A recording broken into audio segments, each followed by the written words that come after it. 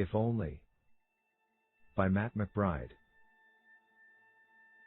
If only I hadn't stayed so damn late.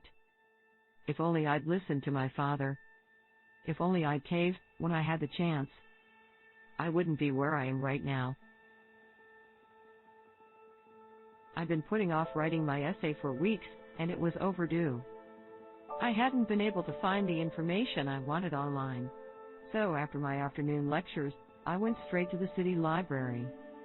The reference section was deserted, except for a handful of homeless people who seemed able to read with their eyes shut.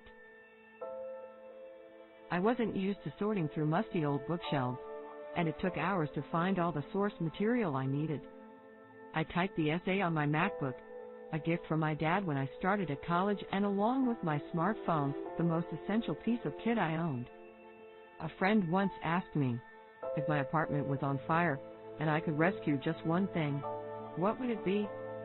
It was a toss-up between the MacBook, my iPhone, and my cat, Gizmo.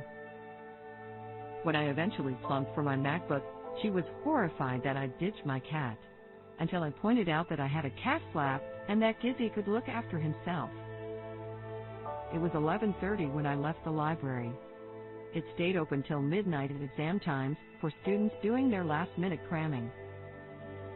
I'd missed the last bus, but the weather was fine, so I decided to walk home.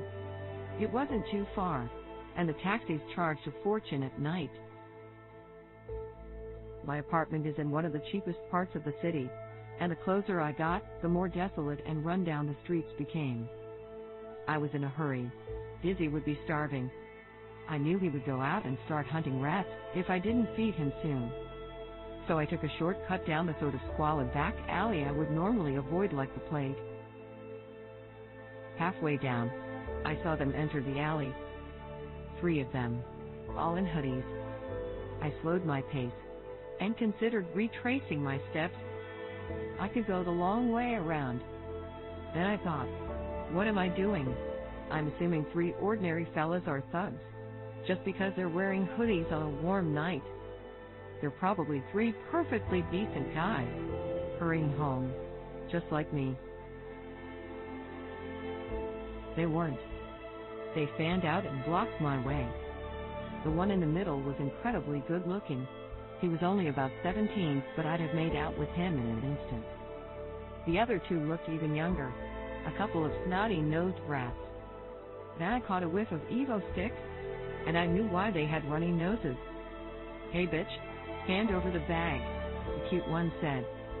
"That's not the best chat-up line I ever heard," I replied, hoping to defuse the situation. "Don't you get smart with me," he said. "Just hand it over, and your purse as well." I considered that for several seconds. I didn't care much about my purse. It only had a few dollars and my phone in it. But my MacBook held all my college work. I tried to remember the last time I backed up my files onto disk. It must have been months ago. I decided 3 juvenile glue sniffers weren't going to rob me of all that work. When I'd announced I was going to a big city college, my dad had urged me to take self-defense lessons. He'd even booked me on a karate course. I reckon I could get out of this situation. I smiled at Mr. Good-Looking before telling him to get lost. Then I saw the knife in his right hand, and time slowed as it swept in a wide arc toward my left side. It seemed like I had an eternity to counter it. My left hand shot out and grabbed his wrist. Then I raised my right knee and pulled his elbow down hard. His arm broke with a satisfying crack, and he started screaming like a little girl.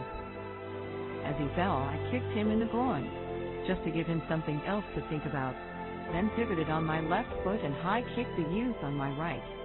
I caught him in the solar plexus with the pointy toe of my Mary Jane. He doubled over and started throwing up on the already disgusting pavement. I let my momentum keep me turning, until I faced my third assailant, who looked like a rabbit caught in headlights. He must have thought he was in a Bruce Lee movie, as I delivered a straight-fingered blow, right to his Adam's apple. He grasped his throat, and started choking and gasping for breath like a stranded fish. I looked around at the devastation and closed my eyes briefly in relief. When I opened them again, I was lying on the filthy pavement staring at my own vomit. I was alone and clutching my stomach, feeling the warm pulse of blood gushing over my hand. Because it didn't happen like that, and the screams I'd heard were my own. If only I'd finished my essay sooner. If only I'd taken a taxi home. If only I'd actually gone to those karate classes my dad arranged. I just hope Gizmo can catch some nice succulent rats.